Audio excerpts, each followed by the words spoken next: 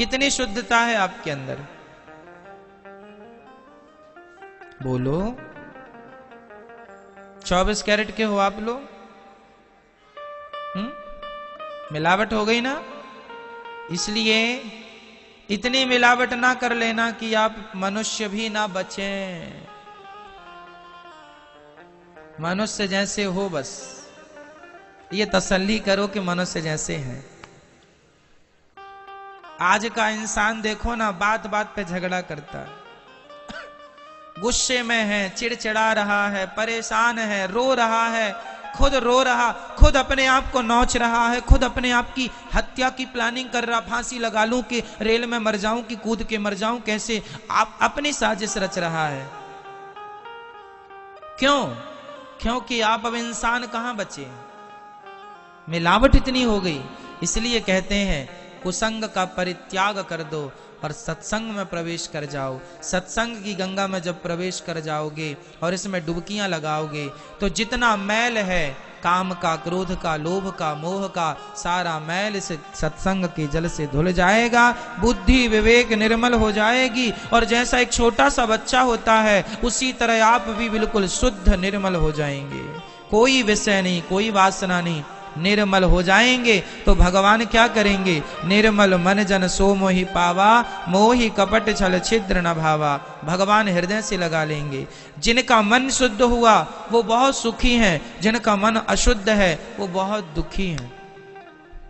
आपको क्या लगता है सुखी होने का सबसे आसान तरीका क्या है?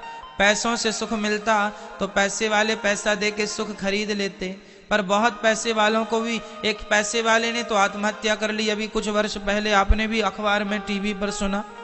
1000 करोड़ का मालिक था, 1-2 करोड़ का नहीं, हजारों करोड़ का मालिक था, पानी में कूद गया, नदी में। ऐसे कितने हैं? यदि सुख होता पैसों में तो वो तो 1000 का, आजकल तो भाई लोगों के पास लाख रुपए नहीं है, लोगों के पास लाख रुपए का बंदोबस्त नहीं है और उनके पास हजारों करोड़ की प्रॉपर्टी थी, फिर भी मर गए, आत्महत्या कर ली। क्यों भैया, क्यों मर गए? शांति पैसों से मिलती तो वो पैसे से खरीद ना लेते, काहे मरते?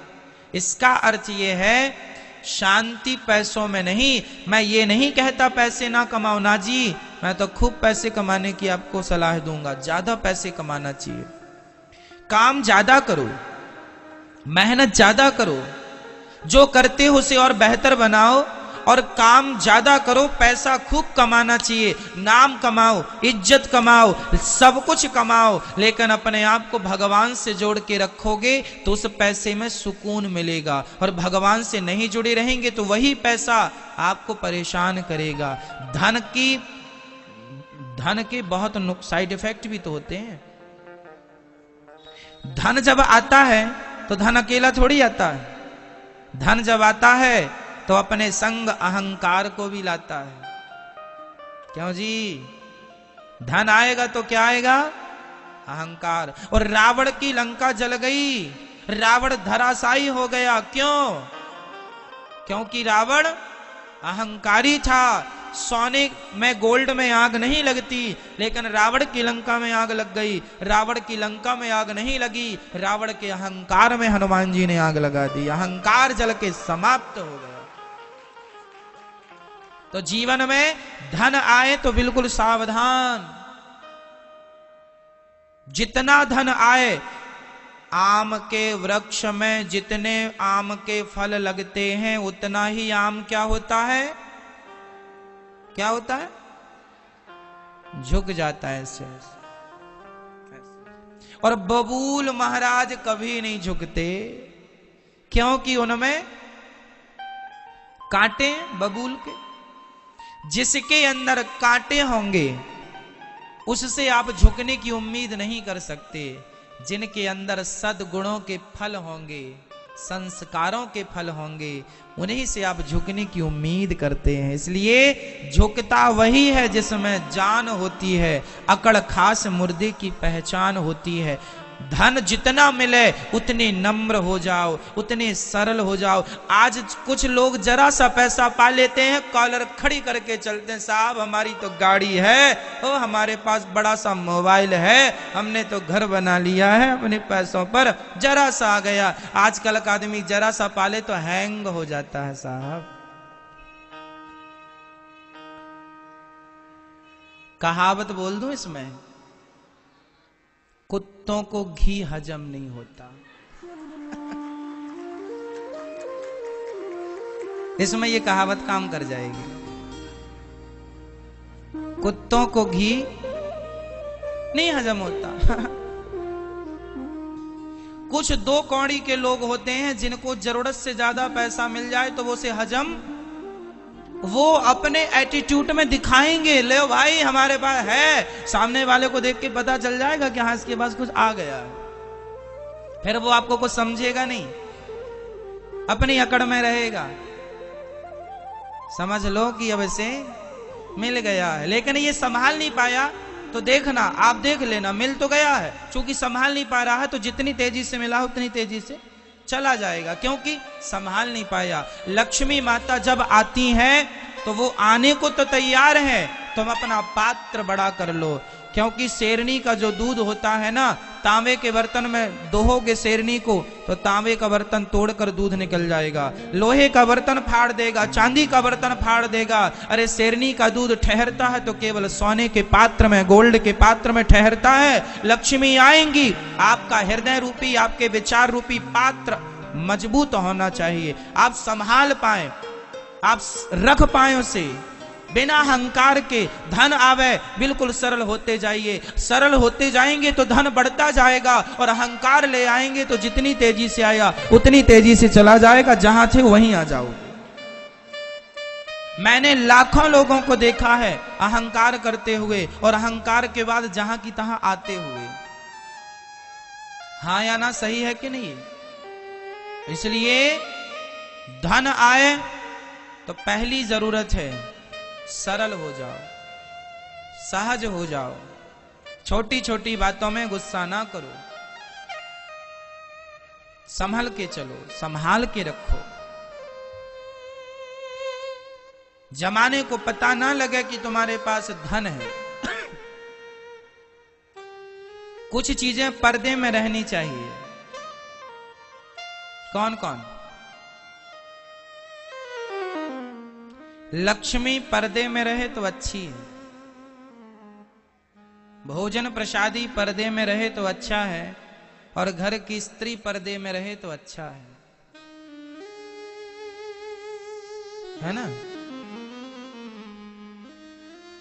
कुछ चीजें पर्दे में रहे तो ही भला है, पर अब कुछ लोग आजकल पर्दे में नहीं रखते तो फिर नुकसान होता है। तो जीवन में ये सबक है, सीखना है। मनुष्य कौन? धीर वीर गंभीर, समुद्र जैसी गंभीरता हो। लाखों नदियां रोज मिल रही हैं समुद्र में, लेकिन बाढ़ जरा सी नहीं आती, और छोटी छोटी नदियों में जरा सा पानी गिरा नाचने लगती हैं, उफन जाती हैं। क्षुद्र नदी जल भरी तो राई। थोड़े थोड़े लोगों को, कुछ कुछ लोगों को जरा सा पैसा मिल जाए तो छोटी छोटी नदियों की तरह, धीर वीर गंभीर समुद्र की तरह करोड़ों के प्रॉफिट होने पर भी वह उसी शांति से जीवन जी रहा है जैसे पहले था। अरे नुकसान हो गया तो भी आनंद है, और प्रॉफिट हो गया तो भी उसी आनंद में। ये नहीं, क्यों? ये सीख लो। पहले आप अपने आप को मजबूत कर लो, फिर तो लक्ष्मी आएगी। मेहनत करो, खूब नाम कमाओ, शोहरत पाओ, लेकिन सब कुछ करते हुए हे नाथ मैं आपको कभी, बोलो हे नाथ मैं आपको कभी भूलू नहीं, हे श्याम सुंदर मैं आपको कभी भूलू नहीं। खूब काम करो पर भगवान के बनकर करो। शांति पैसों में नहीं, भगवत चिंतन में है। थोड़ा सा समय निकालकर भगवान का चिंतन करो, वो शांति है, वो शांति है।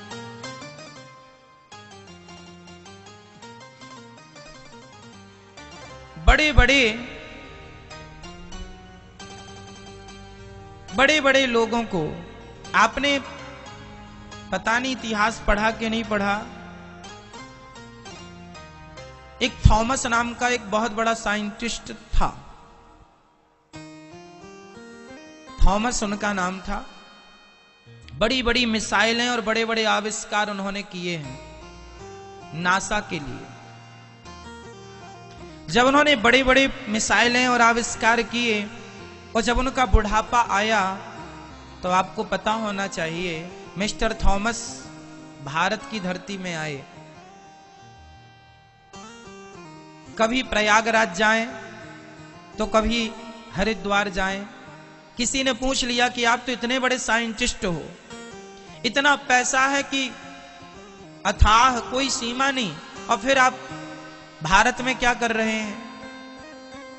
तब उन्होंने कहा था कि मैं बहुत बड़ा साइंटिस्ट हूं, मैंने खूब पैसा कमाया, खूब नाम कमाया, खूब इज्जत कमाई, सब कुछ पाया, लेकिन जब मैंने अपने आप को दर्पण में देखा तो मैं उदास था, मैं परेशान था, मैं अशांत था। और जब से भारत में आया, गंगा के तट पर बैठा हूं, भगवत चिंतन कर रहा हूं, मैंने गीता पढ़ी, मैंने सत्संग किया भारत के ऋषि मुनियों का, तब मैंने पाया कि मैंने जो कमाया, मैंने जो पाया, वह केवल अशांति को बढ़ाने वाला था।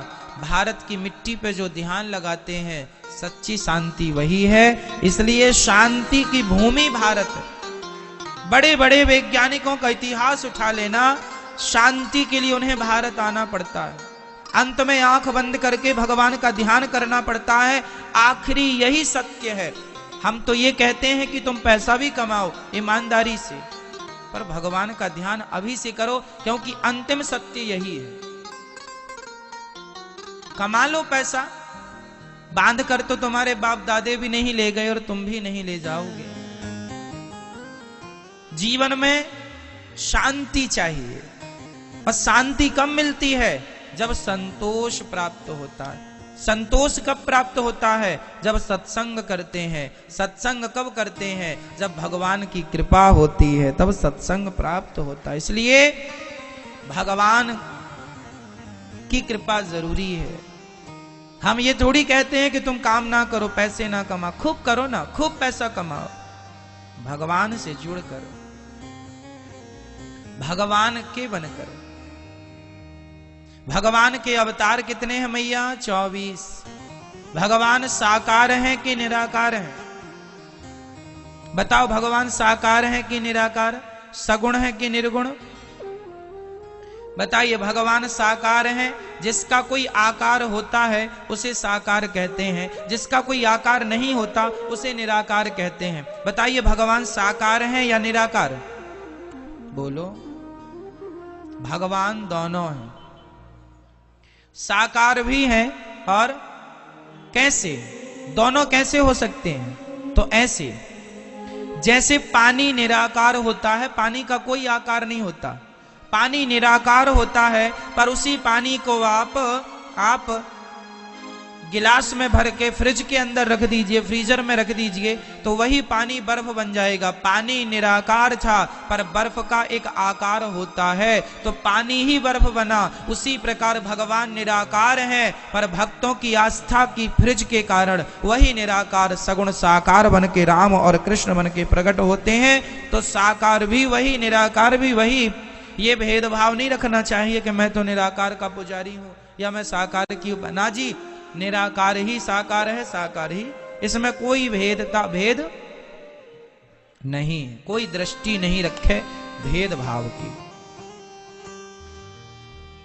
भगवान ने, व्यास जी ने 17 पुराण लिखे, शांति का कोई अनुभव नहीं। तब नारद जी ने भागवत का आदेश दिया, भागवत जी लिखो। जब व्यास जी ने भागवत जी लिखी, तब जाकर उन्हें शांति का अनुभव हुआ, शांति मिल गई।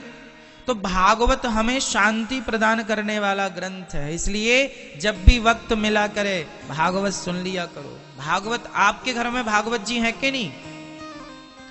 आप भागवत पढ़ा करो। आपके पास भगवत गीता है कि नहीं? आपने भगवत गीता पढ़ी कभी? आपने पढ़ी भगवत गीता? नहीं, आपके घर में छोटी बड़ी गीता है, ठीक है, पढ़ी कि नहीं पढ़ी आपने? मैं आपने गीता पढ़ी? गीता जरूर पढ़ना चाहिए, गीता जरूर बच्चों को पढ़ाना चाहिए। आपको बता दूं, इस धरती में सबसे ज्यादा पढ़ा जाने वाला ग्रंथ शास्त्र भगवत गीता है। गीता अन्य इस दुनिया में ऐसी कोई भाषा नहीं है जिस भाषा में गीता को ट्रांसलेट ना किया गया हो। हिंदी, इंग्लिश, तमिल, पारसी, यदुही, कन्नड़ और चाइनीज, जापानी, जापानीज इत्यादि भाषा में हर देश ने गीता को पढ़ा है, समझा है। एक बार स्वामी विवेकानंद जी विदेश में थे और वहां पर स्वामी विवेकानंद जी का अपमान करने के लिए कुछ बुद्धिजीवी लोगों ने गीता को नीचे रखा और गीता के ऊपर बाइबल, कुरान और उन्होंने अपने धर्म ग्रंथों को रख दिया और कह दिया, देखो जी, तुम्हारी गीता तो सबसे नीचे है, हमारे ग्रंथ ऊपर है। स्वामी विवेकानंद जी ने कहा, पगले ध्यान से देख, तुम्हारे ग्रंथ रखे किसके ऊपर है? अरे नींव तो गीता ही है। और गीता को स्वामी जी ने निकाल लिया, सारे उनके ग्रंथ गिर गए। बोले, देख लो, ये टिके ही गीता पर है। काहे पर टिके हैं? श्रीमद् भगवत गीता 700 श्लोक हैं। समझ में आ जाए तो एक श्लोक से ही काम हो जाएगा। गीता का एक श्लोक आपको याद है?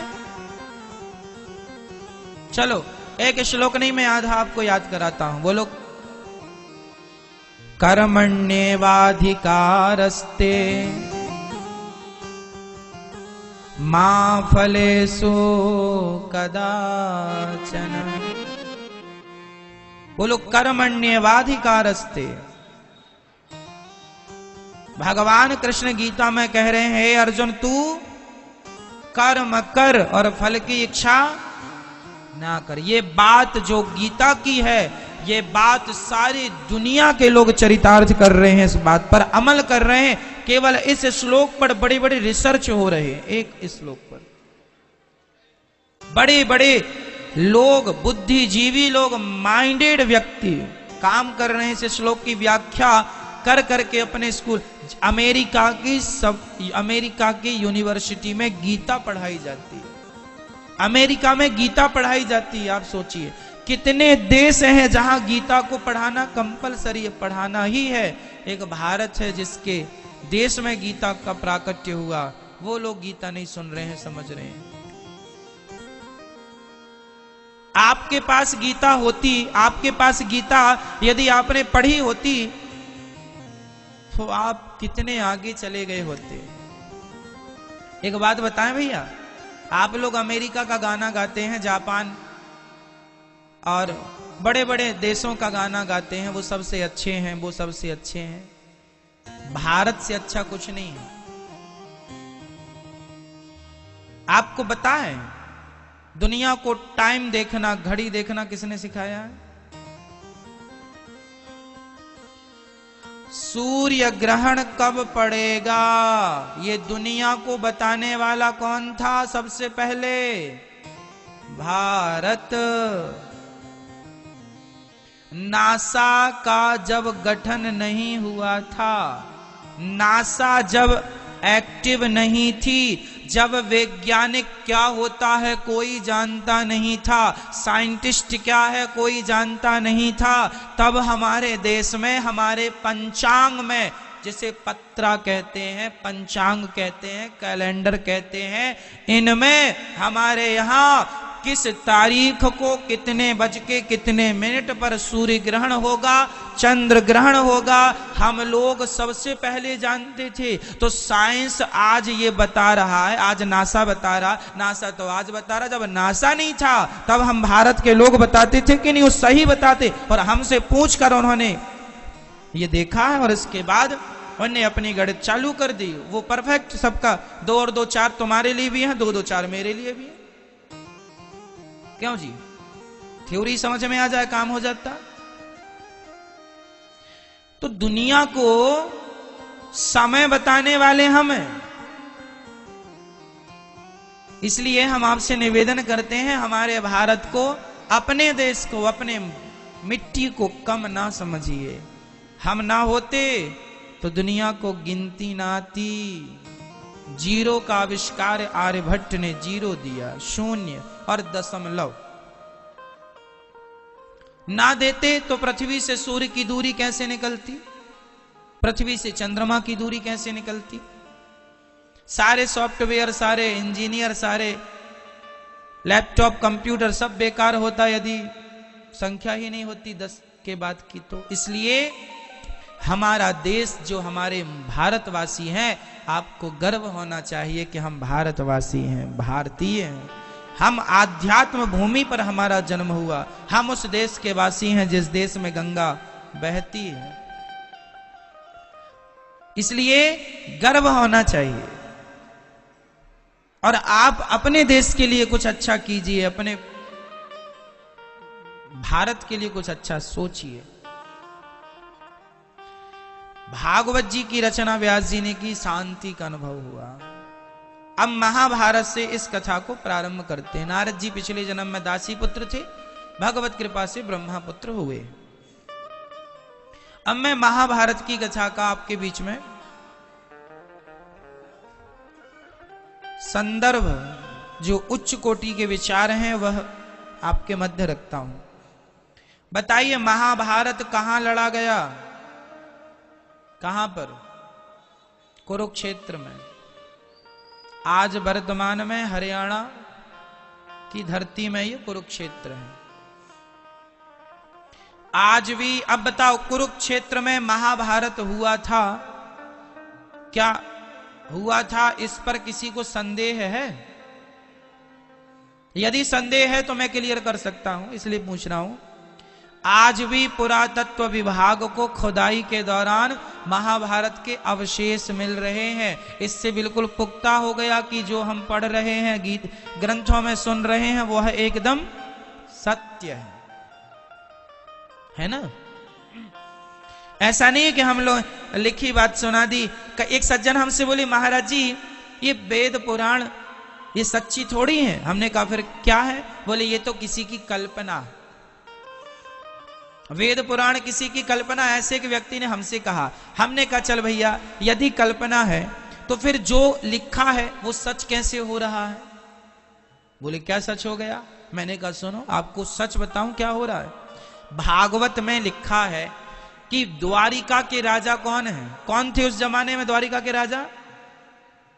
द्वारिका किसने बसाई थी बताओ, जोर से बोलो। भगवान श्री कृष्ण ने द्वारिका बसाई और वो वहां के राजा थे। और जब भगवान श्री कृष्ण गए अपनी लीला पूरी करके, तो द्वारिका को कहां छोड़ के गए? पानी में डुबा के गए। ऐसी बात पुराणों में लिखी है। तो पानी में डुबा के गए, और यही बात पानी में डूबी हुई द्वारिका अभी कुछ साल पहले वैज्ञानिकों को मिल गई। तो देखो बात बिल्कुल सिद्ध हो गई ने कि जो लिखा है वो सत्य है। पानी के भीतर द्वारिका मिल गई, मुझे नहीं, वैज्ञानिकों को। उन्होंने बताया कि एक नहीं अनेक देश के वैज्ञानिक आए, साइंटिस्टों ने रिसर्च किया, और सर्च किया, पता चला कि ये 5,500 साल पुरानी है। मतलब बिल्कुल कंफर्म हो गया कि इतने साल पुरानी तो ये कथा। भगवान श्री कृष्ण इस धरती पे कितने साल पहले थे? 5,500 साल पहले। तो सिद्ध हो गया। महाभारत हुआ था, उसके बाद वहां अवशेष मिलने लगे। अभी एक रथ मिला पूरा का पूरा जमीन में डूबा हुआ। महाभारत युद्ध होने के बाद जानती हो मैया, उस धरती पे कोई जाता नहीं था डर के कारण। लाशें ही लाश थी, लाशें ही लाश थी, ज्यों की त्यों रथ बिल्कुल जमीन में रखे रखे सब। और वो सोने के रथ थे, किसी का रथ सोने का, किसी का रथ चांदी का, उस जमाने में खूब था। तो अभी बिल्कुल रथ मिले हैं सबूत के तौर पे तलवारें, भाला, गदा। आप जाइए वहां के म्यूजियम में सब कुछ आपको मिल जाएगा जो भी पुरातत्व विभाग को प्राप्त हुआ है। तो ये सिद्ध हो गया ना कि जो हम बोल रहे हैं ये कल्पना नहीं है, यह तो प्रमाण है।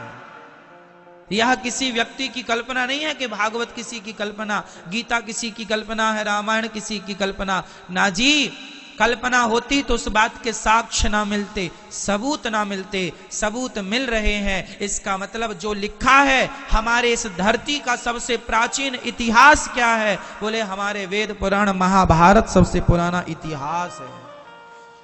हमारा इतिहास क्या है? हमारा इतिहास क्या है? बोलो। हमारा इतिहास है महाभारत, रामायण।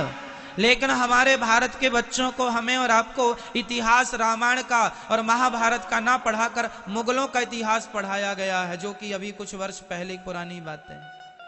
मुगलों का इतिहास पढ़ाया गया। क्यों पढ़ाया गया जानते हो? क्योंकि स्वतंत्र भारत के सबसे पहले शिक्षा मंत्री मुसलमान थे, तो उन्होंने अपने हिसाब का पढ़ा दिया सबको, पूरी वही चीजें डाल दी। जबकि हमारा इतिहास तो वेद पुराण है। हमें वेदों पुराणों के बारे में क्यों नहीं पढ़ाया गया? अकबर बाबर के बारे में खूब पढ़ाया गया।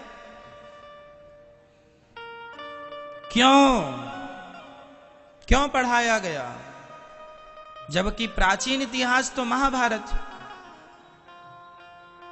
लोग साइंस में पढ़ाया जाता है कि हम लोग बंदर की संतान। अरे भैया, तुम होंगे बंदर की संतान, हम थोड़ी बंदर की संतान हैं। हम लोग तो ऋषि मुनियों की संतान हैं। इसलिए हमारे भारत में प्रत्येक व्यक्ति का गोत्र हुआ करता है। कोई कश्यप गोत्रीय है, कोई भारद्वाज गोत्रीय है, कोई वशिष्ठ गोत्रीय है, कोई जमदग्नि गोत्रीय है, कोई शांडिल्य गोत्रीय है। मैं शांडिल्य गोत्र से हूं, शांडिल्य गोत्र है हमारा। किसी का आपका किसी का भरद्वाज होगा, किसी का कश्यप होगा, किसी का कुछ होगा।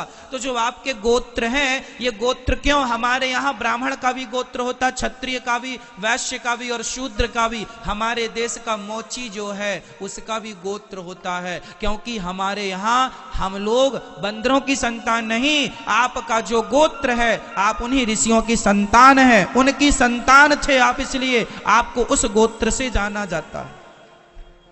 जिसका गोत्र वशिष्ठ है वो वशिष्ठ की संतान है, जिसका गोत्र कश्यप है वह कश्यप की संतान है, जिसका गोत्र भरद्वाज है वो भरद्वाज की संतान है, जिसका गोत्र शांडिल्य है वो शांडिल्य ऋषि की संतान है। हम और तुम ऋषियों की संतान है, और ये लोग होंगे बंदर की संतान। तो कह रहे हैं मैं बंदर की संतान हूं, हम तो नहीं है बंदर की संतान।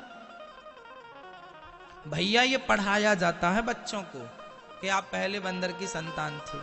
कितना गलत पढ़ा रहे हैं ना, हाँ या ना? पहले हम लोगों को पढ़ाया जाता था मां मंदिर का, मां से मंदिर। आजकल पढ़ाया जाता है मां से मछली। पहले पढ़ाया जाता था गा से गणेश, गा गणेश का। आज पढ़ाया जाता है गा गधे का। मतलब गणेश नहीं बनना, गधा बनना है। तो गधा बन रहे हैं बच्चे, पूरे गधे हो रहे हैं, पूरे पढ़े लिखे गधे, क्योंकि पढ़े ही गधा है। गा से गणेश नहीं पढ़ रहे हैं अब। हमारे जमाने में पहाड़े में गा से गणेश हुआ करता था। क्यों जी? आप में से कितने लोगों ने गा से गणेश पढ़ा है?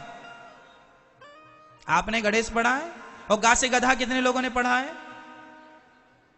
बहुत लोगों ने गा से गधा पढ़ा है ना? गा से गधा नहीं, गा से गधा नहीं, गा से गणेश।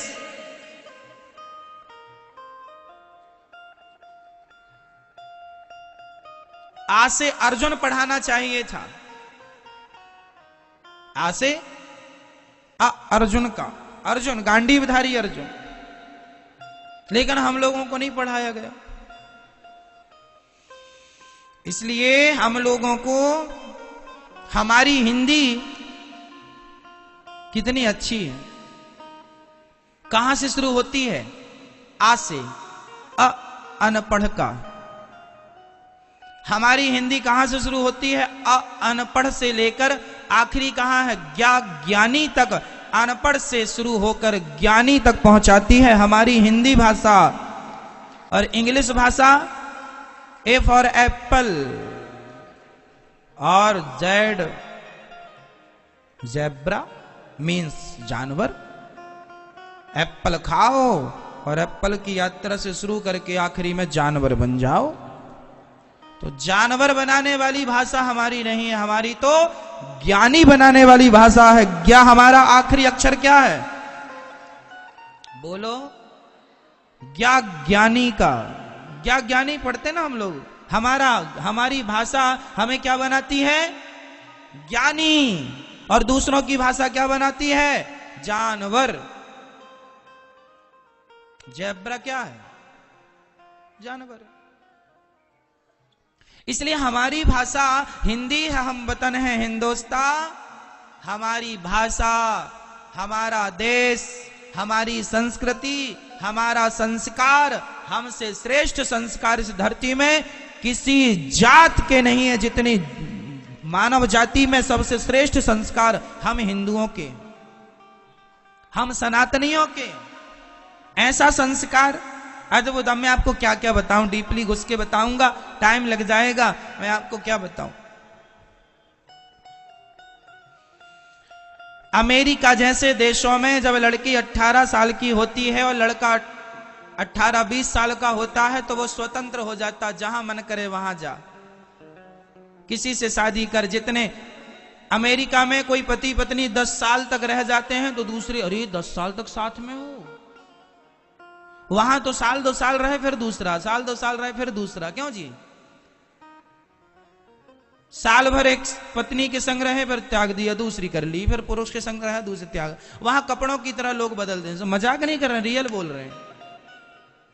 अमेरिका में जब स्त्री मां बनती है ना तो वहां मम्मी अपने बच्चे को अपने संग नहीं सुलाती। आप जैसे भारत में क्या होता, बच्चा पैदा होता तो मां छाती से लगा के सुलाती है ना, अपने साथ सुलाती है ना बच्चे को, दूध पिलाती है, आधी रात को दूध पिलाती है, उठ के उसके कपड़े बदलती है ना। अमेरिका में ऐसा नहीं है। बड़े बड़े और भी शहर देशों में वहां बच्चे के लिए अलग से एक सिस्टम होता है। अलग कमरे में पैदा होते ही बच्चे 2 दिन बाद सोता है अलग। वहां एक सेंसर लगा होता, रोता है तो मां को पता चल जाता है मां सो रही है। बच्चा रोया तो पता चल गया कि रो रहा, नींद खुली तो जाके चुप कराया, नहीं तो रोता रहा। वहां बच्चों को साथ नहीं सुलाते। दूसरे देशों में वहां परिवार से कोई अटैचमेंट नहीं होता। वहां कोई बेटा अपने बाप की सेवा नहीं करता। वहां कोई बेटा अपने मां बाप की सेवा नहीं करता। वहां सिर्फ पैसा है, वहां संस्कार नहीं है। मेरी मां, हमारी धरती ही एक ऐसी धरती है जो इंसान, जो स्त्री, वहां स्त्री को भोग का सामान समझा जाता है। मेरे देश में स्त्री को देवी समझा जाता है, पूज्या समझा। हमारे यहां दुल्हन आती है उसे लक्ष्मी कहकर पुकारा जाता है। जितना सम्मान भारत में स्त्रियों का है, लिख के रख लेना, भारत में स्त्रियों का जितना सम्मान है दुनिया के किसी कोने में स्त्री जात का इतना सम्मान नहीं है। जाकर देख लेना, मेरी कोई बात गलत हो तो।